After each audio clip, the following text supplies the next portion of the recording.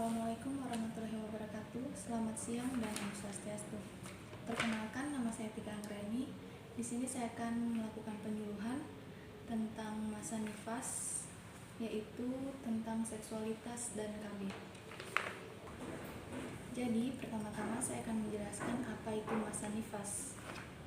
Wanita yang baru selesai melahirkan akan langsung memasuki masa nifas. Masa ini dimulai ketika wanita telah mengeluarkan plasenta dan berlanjut hingga beberapa minggu kemudian. Masa nifas pada umumnya berlangsung sampai 6 minggu setelah ibu melahirkan. Nah, setelah itu saya akan menjelaskan tentang seksualitas dan KB. Seksual, secara fisik aman untuk melakukan hubungan suami istri begitu darah merah berhenti dan ibu dapat memasukkan 1 atau 2 jarinya ke dalam vagina tanpa rasa nyeri, aman untuk melakukan hubungan suami istri. Apabila pendarahan sudah mulai berhenti dan luka perineum sudah sembuh, maka hubungan seksual sudah dapat dilakukan, yang mana umumnya terjadi pada 4 sampai 5 minggu postpartum. Namun secara psikologis pada awal masa postpartum, hasrat seksual atau libido sang ibu sedang menurun. Terlepas dari segi kesehatan, banyak budaya yang mempunyai tradisi untuk menunda hubungan suami istri sampai masa waktu tertentu. Misalnya setelah 40 hari atau 6 minggu setelah persalinan. Namun tetap saja keputusan mulainya hubungan seksual bergantung pada pasangan yang bersangkutan. Selanjutnya yaitu keluarga berencana atau KB. Idealnya pasangan harus menunggu sekurang-kurangnya 2 tahun sebelum ibu hamil kembali. Setiap pasangan harus menentukan sendiri kapan dan bagaimana mereka ingin merencanakan tentang keluarganya. Namun, petugas kesehatan dapat membantu merencanakan keluarganya dengan mengajarkan kepada mereka cara mencegah kehamilan yang tidak diinginkan. Biasanya, ibu postpartum tidak akan menghasilkan sel telur atau ovulasi sebelum mendapatkan haidnya selama menyusui. Oleh karena itu, amenorlaktasi atau metode amenorlaktasi MAL adalah metode kontrasepsi alami bersifat sementara yang dapat digunakan setelah persalinan. Nah, sebelumnya saya telah membagikan beberapa poster kepada ibu-ibu sekalian. Bisa kita lihat bersama. Nah, seperti yang kita lihat di sini, ini adalah beberapa poster tentang metode amenorea laktasi atau MAL. Bisa dilihat bersama.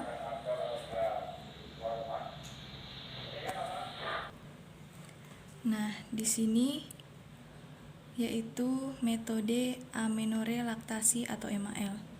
Merupakan metode kontrasepsi alami bersifat sementara yang dapat digunakan setelah persalinan. MAL memiliki cara kerja berupa penekanan ovulasi, peningkatan hormon prolaktin atau hormon pembentukan ASI usai persalinan menyebabkan penurunan hormon lain seperti LH dan estrogen yang diperlukan untuk pemeliharaan siklus menstruasi sehingga ovulasi atau pematangan sel telur tidak terjadi. Metode ini dapat dipakai sebelum haid pertama kembali untuk mencegah terjadinya kehamilan baru. Risiko dari cara ini adalah sebesar 2% terjadi kehamilan. Sebelum menggunakan metode KB, hal-hal berikut sebaiknya dijelaskan dahulu kepada pasangan. Nah, seperti bisa kita lihat di sini, ini adalah keunggulan dan kekurangan dari metode amenorrea laktasi. Yang pertama, keunggulan dari metode amenorrea laktasi yaitu yang pertama, tidak butuh biaya dan mudah dilakukan. Yang kedua, tidak mempengaruhi hubungan intim. Yang ketiga, tidak butuh kunjungan ke dokter ataupun obat. Yang keempat, tidak ada kandungan hormon yang mempengaruhi proses menyusui. Sedangkan kekurangan dari metode ini yaitu hanya berlangsung 6 bulan setelah bayi lahir. Yang kedua, tidak efektif lagi jika bayi sudah dapat sufor. Yang ketiga, Sulit memprediksi kapan ibu ovulasi karena ovulasi terjadi sebelum menstruasi datang. Dan yang terakhir, harus menyusui sesering mungkin yang kadang sulit dilakukan oleh beberapa ibu. Nah, selain itu, metode ini mempunyai keterbatasan, diantaranya yaitu memerlukan persiapan dimulai sejak kehamilan. Yang kedua, metode ini hanya efektif digunakan selama 6 bulan setelah melahirkan, belum dapat haid, dan menyusui secara eksklusif. Yang ketiga, tidak melindungi dari penyakit menular seksual termasuk hepatitis B maupun HIV atau AIDS. Yang keempat, tidak menjadi pilihan bagi wanita yang tidak menyusui. Dan yang terakhir, kesulitan dalam mempertahankan pola menyusui serta eksklusif. Nah, selanjutnya, sebelum menggunakan metode KB, hal-hal berikut sebaiknya dijelaskan dahulu kepada pasangan, meliputi yang pertama, bagaimana metode ini dapat mencegah kehamilan. Yang kedua, kelebihan dan keuntungan. Yang ketiga, efek samping. Yang keempat, kekurangan. Yang kelima, bagaimana cara pemakaiannya.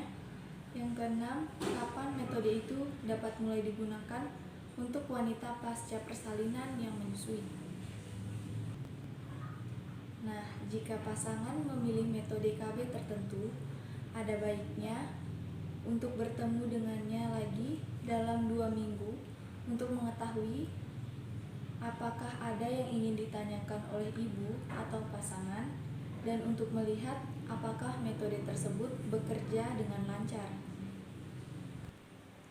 Sekian materi yang dapat saya bawakan tentang seksualitas dan KB pada hari ini.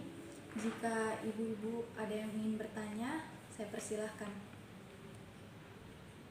Baiklah, tadi kita sudah melewati waktu pembawaan materi dan proses tanya jawab juga. Saya ucapkan terima kasih atas waktunya kepada ibu-ibu sekalian. Selamat siang dan Om Santi.